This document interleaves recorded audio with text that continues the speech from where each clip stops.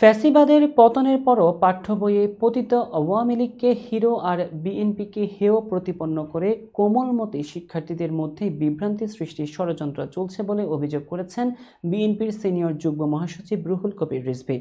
শনিবার রাজধানীর নয়াপল্টনে বিএনপির কেন্দ্রীয় কার্যালয়ে সংবাদ সম্মেলনে তিনি এসব কথা বলেন। রিজভী বলেন, নবম-দশম শ্রেণীর পৌরনীতি নতুন বইয়ে জাতীয় শিক্ষাক্রম ও পাঠ্যপুস্তক বোর্ড এনসিটিবি ভুল তথ্য তুলে ধরেছে।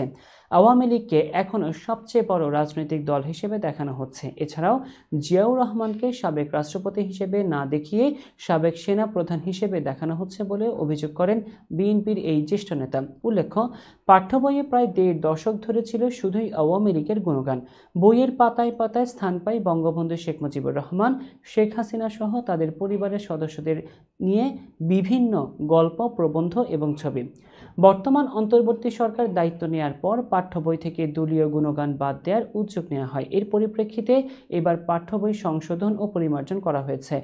তবে পরিমার্জিত পাঠ্য বইয়ে উপস্থাপন করা হয়েছে আওয়ামী লীগকে দেশের সবচেয়ে বৃহত্তম রাজনৈতিক দল হিসেবে। এছাড়া বাংলাদেশ জাতীয়তাবাদী দল বিএনপির জন্ম সামরিক শাসনামলে বলে উল্লেখ রয়েছে।